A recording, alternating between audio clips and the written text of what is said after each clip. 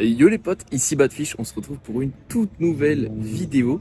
Celle-ci, si vous aimez la chasse sous-marine, elle va vous plaire. On est parti avec Arnaud et son crew, notamment Marius également, faire une belle petite chasse. On a fait un peu de bateau, mais ça valait le coup. Bon les potes, on se retrouve dans l'eau et regardez-moi cette eau comme elle est magnifique. Je vous fais découvrir ça par une toute petite vidéo avant qu'on commence les hostilités. Mais là, on est sur une eau comme on a rarement. Très heureux d'avoir pu faire cette chasse et c'était une journée incroyable. Je suis resté de 9h à 14h30 dans l'eau, sans remonter sur le bateau, sans boire de l'eau. Ouais, j'ai pas vu le temps passer, ça c'est sûr. Bon, j'ai repéré des bancs d'orphie, grands bancs, immenses orphies, vraiment des mastodontes. Et là, quand je vois ça, je me dis c'est sûr, je vais réussir à en faire une. Aujourd'hui, regardez-moi la taille de ces bêtes. C'est incroyable. J'ai qu'une envie, c'est de faire dérouler mon moulinet encore une fois comme je l'ai fait la dernière fois. Et donc je vais insister un petit peu sur ces orphies. Regardez-moi celle-ci. Là je la sélectionne en gros et donc j'avance petit à petit vers elle. Je garde le fusil bien collé contre moi pour éviter de l'effrayer. Ça marche pas tout de suite et en fait je finis par me rapprocher au bout de 10 minutes. Regardez celle-ci comme elle est énorme et je vais tenter mon tir. J'étais super proche et j'ai loupé. Pas de bol, elle était immense, vraiment immense. Bref, je continue et cette fois-ci je cherche du poisson qui est un peu plus au fond. Je me dis les orphies je peux rester 1 heure sans réussir à les avoir. Donc autant aller chercher du vrai poisson. Parce que les orphies, bon, ça reste en surface, c'est pas du tout la même chose. Au fond on peut voir bien plus de choses quand même. Bref, je suis ici ce qu'on appelle un poisson gueule ferrée. Ça a une tête jaune, aussi appelée rhodo, je crois. Et donc je le suis une première fois, j'en suis un deuxième. Et je vais essayer du coup d'aller le tirer celui-ci. Comme vous pouvez le voir, je vais faire beaucoup de distance sur le fond. Et faites attention quand vous chassez.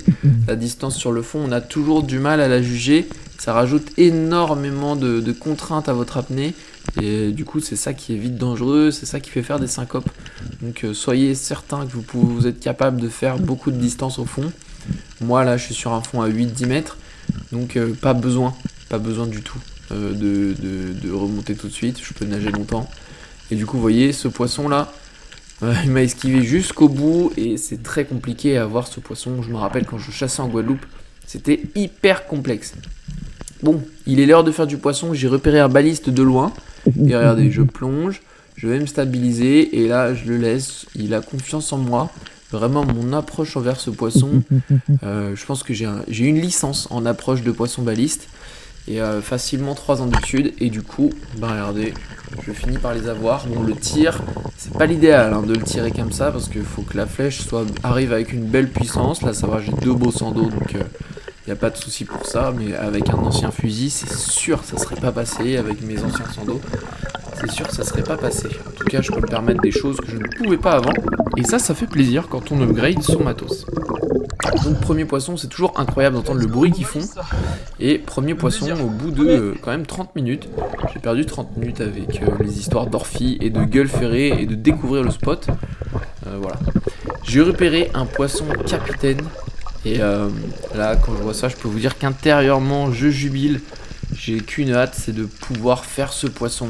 À chaque fois que je sors, je me dis, tiens, peut-être qu'aujourd'hui, je pourrai faire un petit hasard ou un petit capitaine. Et là, c'est chose faite. Regardez, il est devant, il est posé. Et voilà, j'ai plus qu'à parfaire mon tir. Et c'est super.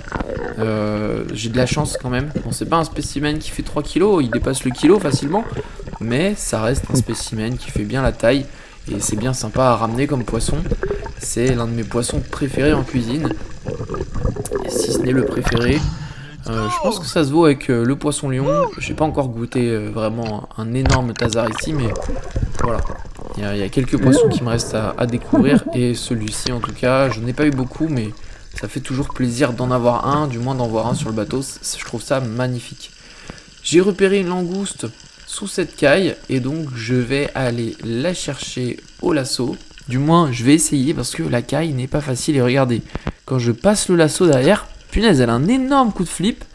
Et je pense que c'est parce que j'ai dû toucher sa patte avec le bois. Et elle a dû flipper. Et là, à ce moment-là, je me dis, punaise, ça se trouve, je vais pas réussir à la voir. En tout cas, pas avec le lasso. Il faudra que je passe la main, tout ça. Le caillou est quand même compliqué. On est à 12 mètres de fond. Donc, on peut pas rester non plus 45 ans. Et voilà, on continue cette chasse, je vais retourner chercher cette langouste, je refais une autre apnée. En tout cas les gars, je peux vous dire que je mets pas toutes les séquences, mais j'ai passé 30 minutes pour la récupérer. Un peu le seum de perdre du temps comme ça quand on fait une chasse dans un bel endroit, surtout qu'à un moment je me suis dit punaise je vais pas réussir à la voir. Mais voilà, j'ai quand même insisté et j'ai fini par la voir après. Mais vous voyez là c'est trop complexe, je ne réussis pas à passer le lasso derrière. Et du coup va falloir que je remonte tout simplement. Vous voyez ce que je vous disais, je suis à 11 mètres 4 de profondeur. Et du coup on voit le temps d'apnée. J'étais en train de regarder ma montre et là je repère un capitaine au fond. Et je me dis bon bah let's go. On va aller prendre le fusil qui est resté au fond. Et du coup il a pas peur le capitaine parce que j'ai pas de fusil, j'ai juste un petit lasso. Et ça c'est super, voilà, quand vous faites pas peur au poisson, vous êtes sûr que vous allez pouvoir le tirer tranquillement. Le capitaine est juste derrière cette roche, je récupère mon arbalète et je vais aller passer sur le côté de la roche pour harponner ce poisson. Regardez, il est statique devant moi, même taille que l'autre. Alors là c'est une aubaine. J'arrive sur le côté et je pourrais même le toucher avec la flèche. Là c'est presque cruel par rapport à un beau poisson comme ça. Et malheureusement il se décroche. Les refs, j'ai un seum énorme. En remontant je recharge mon fusil le plus rapidement possible. Il va rester longtemps au niveau des roches. Et je vais essayer plusieurs fois d'aller le chercher. Je passe au total 20 minutes à le retrouver. Et malheureusement il devient introuvable. Et du coup j'ai perdu un capitaine. Première grosse déception de la journée, vous allez voir, il va y en avoir plusieurs. Et celle-ci, elle est vraiment déchirante parce que très rare de voir ce poisson majestueux. Et du coup, pas de bol. Donc 20 minutes à le chercher, 30 minutes à essayer de récupérer la langouste. Je reviens sur la langouste, je me dis c'est la dernière apnée que je fais pour elle. Et je vais changer de stratégie, je vais essayer de la pousser avec ça. Je sais qu'elle peut pas reculer. Donc quand on pousse les langoustes, des fois, elles reviennent en avant. Ça les fait un petit peu stresser. Et faut faire attention de ne pas leur faire mal évidemment, pas casser une patte ou quoi. Et du coup elle avance vers moi et donc là c'est une aubaine. Par contre il faut être réactif au niveau des mains. Regardez ce qui va se passer. Elle va vraiment se propulser à une vitesse folle. Et heureusement je l'ai, elle s'est propulsée contre mon ventre carrément. Donc j'ai pu la récupérer. C'est un peu galère de la tenir comme ça, donc je vais laisser mon fusil au fond et je vais aller ramener la langouste au bateau, tout simplement, pour ensuite récupérer mon arbalète. Et du coup, ça fait une belle langouste. Je suis content de la récupérer, même si voilà, 30 minutes. Je sais pas si ça valait le coup au final, mais vous allez voir que dans la chasse, je vais faire encore pire, 45 minutes, je crois, pour un poisson. Donc voilà, mais bon, faut prendre le temps aussi, faut prendre le temps de kiffer.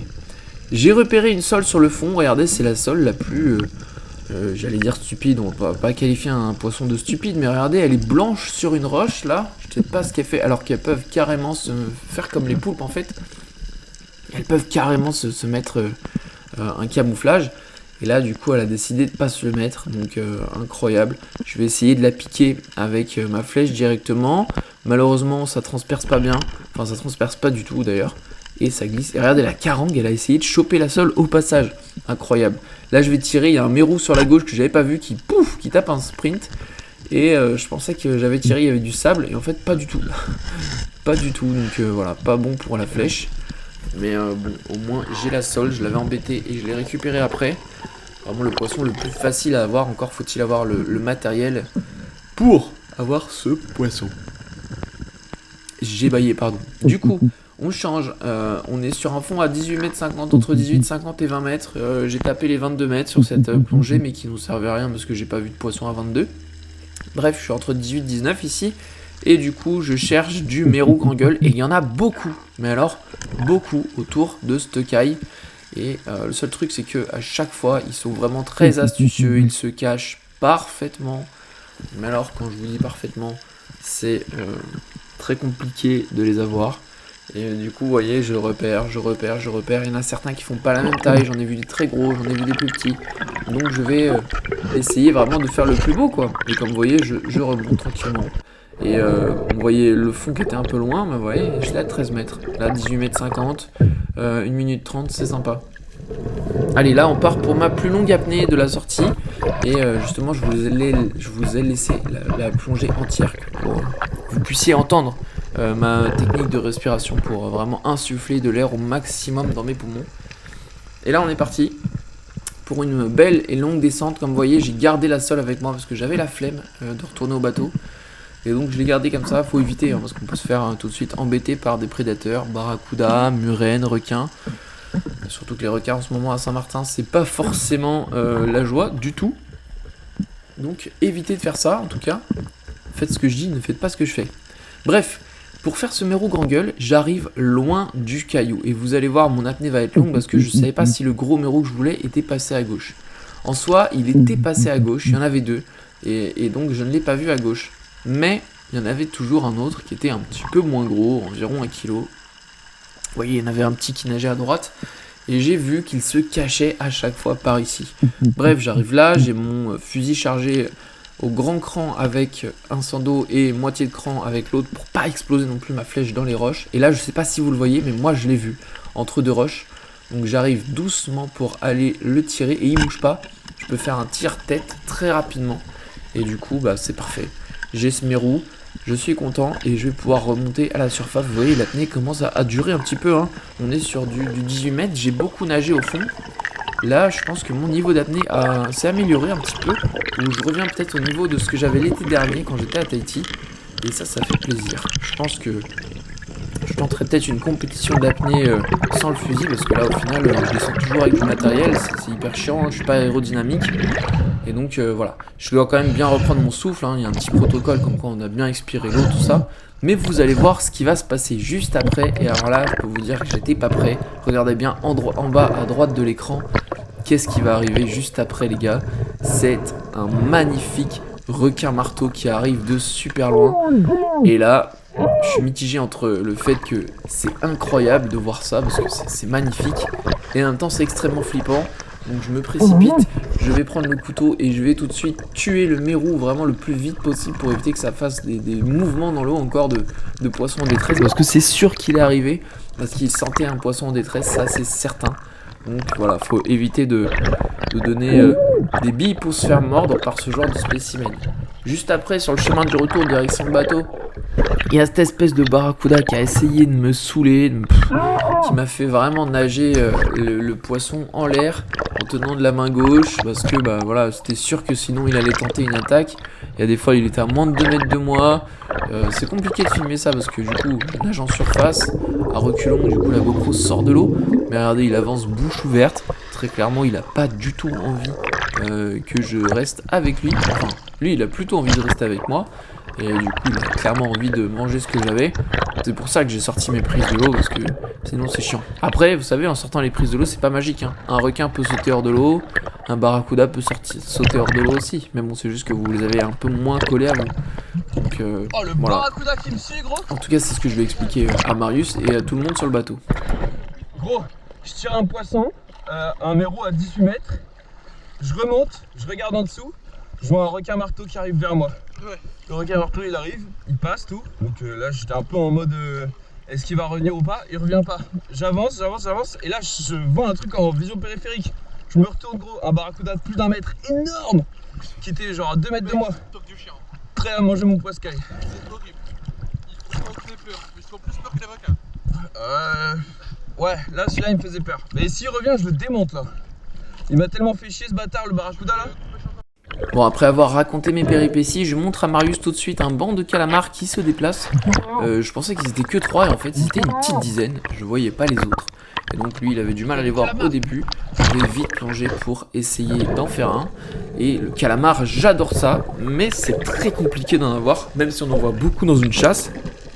Je peux vous assurer que si vous ressortez avec 1 ou 2 déjà, c'est énorme. Mon record, je crois que c'est 3 dans une chasse. C'est vraiment incroyable. Bref, je descends, j'avance tranquillement vers eux et je vais donc tenter un tir en me rapprochant, mais je vois qu'ils commencent à s'en aller tous. Regardez le nombre qu'ils sont, bien sympathiques. Et je tire, donc magnifique tir et magnifique encre. J'ai cru qu'il y en avait un et en fait pas du tout. Le seum, vraiment gros seum. Souvent ils font ça quand la flèche passe tout près ou qu'ils ont été touchés par le fil ou un truc. Ils lâchent de l'encre et du coup on croit qu'on les a alors que pas du tout. Quand je vois cette faille, les gars, je vois ces failles, je me dis c'est obligé. Soit il y a un beau poisson en dessous, soit il y a une langouste. Il faut que j'aille voir, c'est obligatoire. Donc je me déplace un peu dans la zone et je vois cette faille, je vois rien pour l'instant, ça m'a l'air assez vide, je me dis dommage. Et j'avance. Faut mettre la tête dedans souvent pour repérer un petit peu ce qu'on peut chercher. Et oh, regardez, tiens, une belle petite langouste d'1 kg. Allez, entre 1,3 kg et 1,5 kg, ça. Magnifique. Et j'essaye de mettre la main à côté, je vois qu'elle flippe rapidement. Donc on va pas prendre le risque. On retourne chercher le lasso. Et c'est reparti.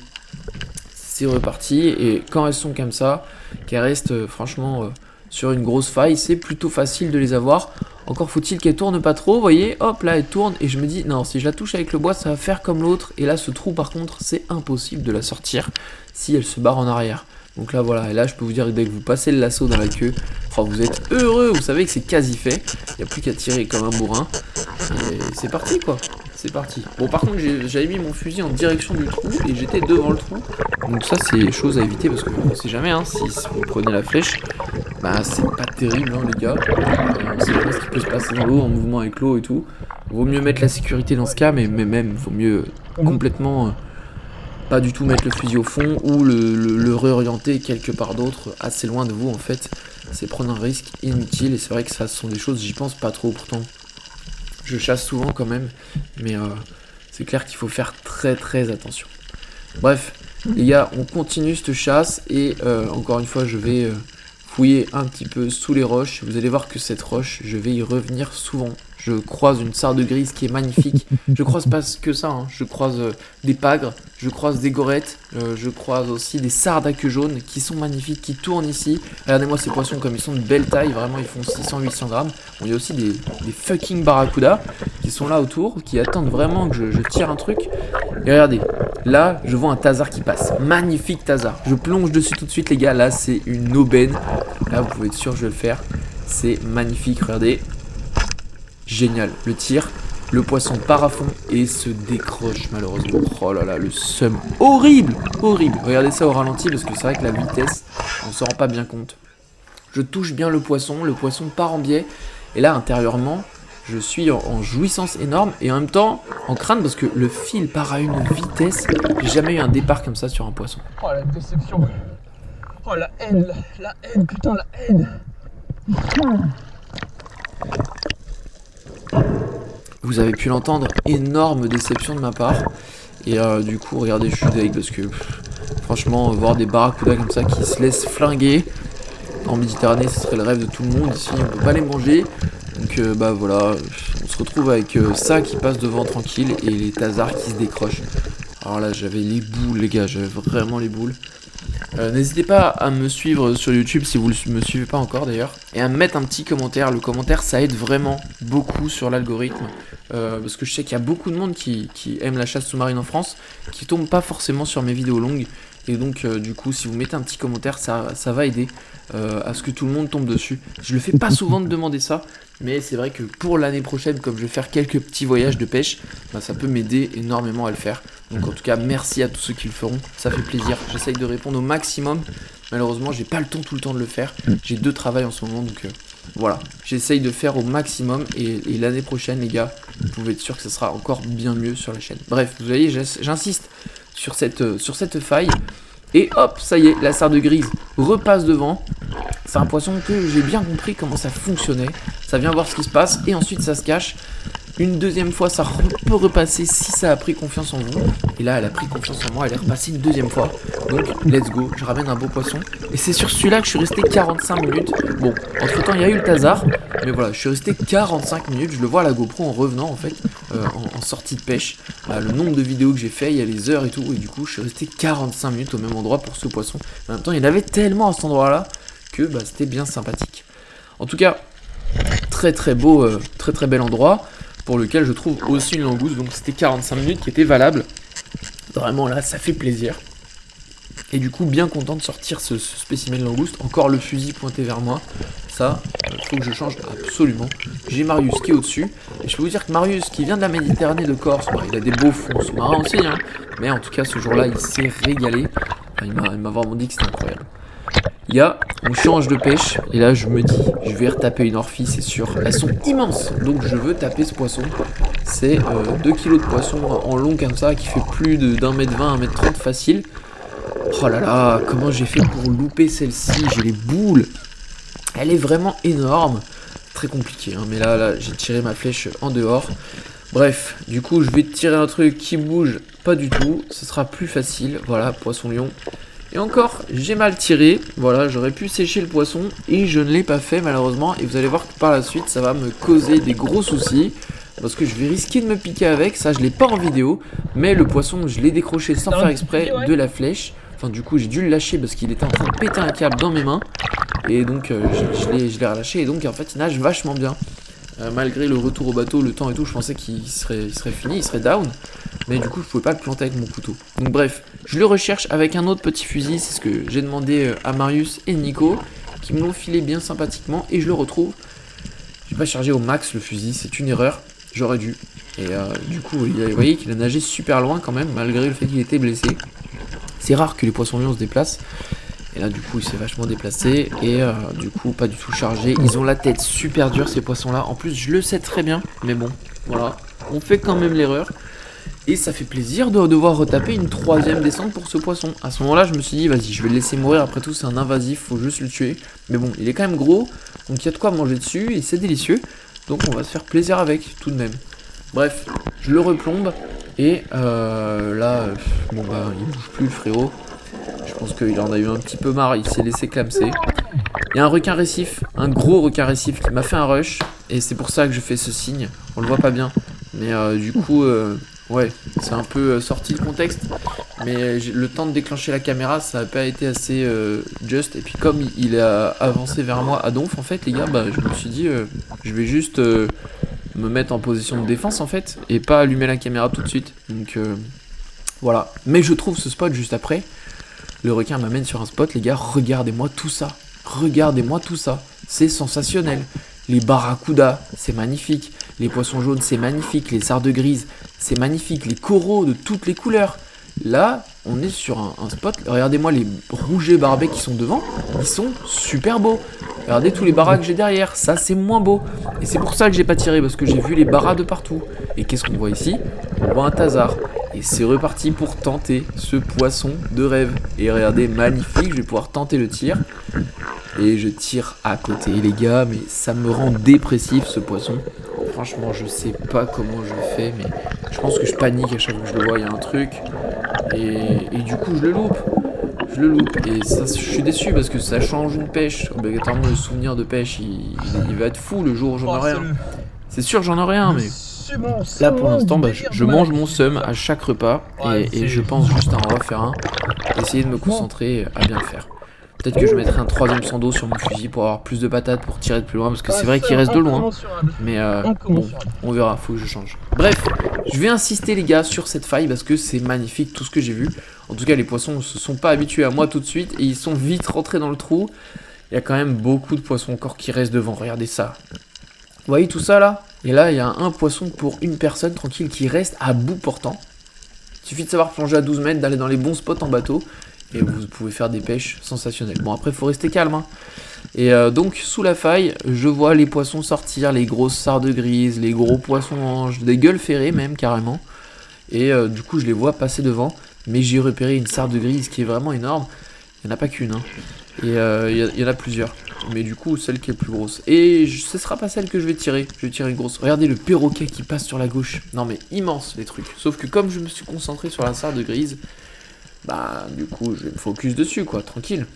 On va tirer la sarde grise plutôt que le perroquet. Je le préfère en tout cas parce que le perroquet c'est chiant à écailler. Je vous le cache pas. Bref, je repère le poisson qui repasse. Et regardez-moi ce poisson. Il est énorme.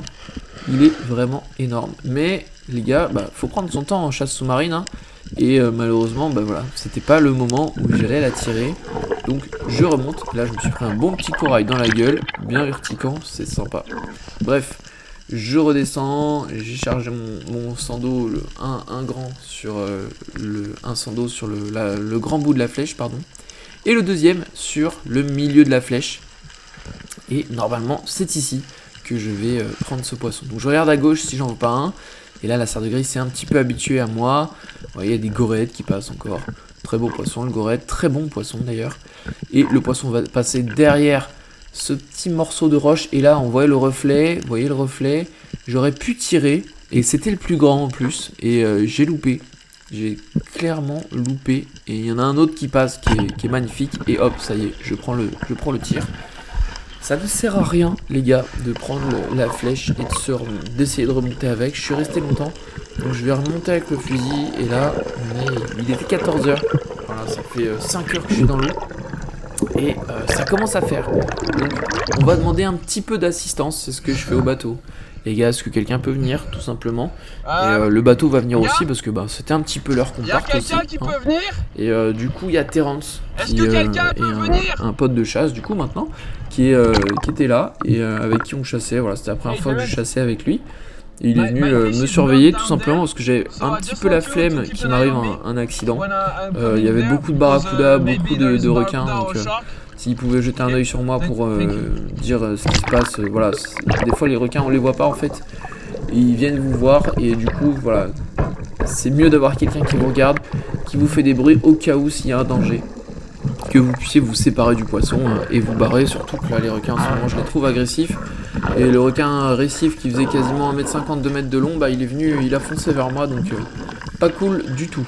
Bref, je vais essayer de comprendre la situation en bas, je vois que la corde est tendue, et là je me dis, oh putain, s'il faut que je me mette là-dessous, c'est perte de flèche obligatoirement. Mais bon, j'avais repéré quand même qu'il y avait des trous au-dessus, donc je tire un peu sur le fil, mais bon, j'ai clairement vu la vierge, à aucun moment le poisson va venir comme ça. Donc je vais aller voir ce qui se passe au-dessus. Je vois le fil passer par ce trou, je me dis bon déjà c'est pas mal, c'est un autre accès. Et là je vois la flèche, ouf les gars, ouf, au pire des cas je peux couper le fil et récupérer la flèche. Ou enlever la queue de cochon. Bref, j'ai vu le poisson et du coup je redescends avec un plus petit fusil que le bateau m'a apporté. Et ça va grandement faciliter la chose. Je vais pouvoir stone ma grosse sarde grise. Hop, c'est fait. Et je vais tout de suite voir si c'est bien fait. Et c'est bien fait. Tac, magnifique. Bon, le poisson n'est pas énorme, mais très très bon à manger. Donc voilà, je remonte et je laisse le fusil comme ceci. Maintenant, le but c'est de redescendre et de clarifier la situation, d'enlever tout simplement la queue de cochon et de récupérer le poisson en remontant avec. Donc voilà, c'est très très pratique. Les gars, n'hésitez pas à investir, regardez comment ça vous sort de situations merdiques au possible. Là franchement vous seriez obligé de couper votre fil. Moi ce n'est pas le cas. Bon, avoir un deuxième fusil ça aide également. Je sais qu'on ne l'a pas tout le temps. C'est déjà cher d'avoir un fusil. Alors deux, c'est sûr, c'est pas donné du tout. Encore faut-il que le fil ne se coince pas en bas, mais j'ai de la chance ce jour-là. En tout cas les gars, si la vidéo vous a plu, merci d'être resté jusqu'à la fin. Moi ça m'a fait plaisir de vous la tourner. J'ai fait à peine les 28 minutes de vidéo en 2 vocaux. Ça me fait vraiment plaisir, j'ai kiffé cette chasse. J'espère que vous l'avez entendu. Et je vous dis à très bientôt pour une nouvelle chasse. Normalement le week-end prochain il y en aura une nouvelle qui va sortir. Allez, tchuss les potes et je vous dis à bientôt.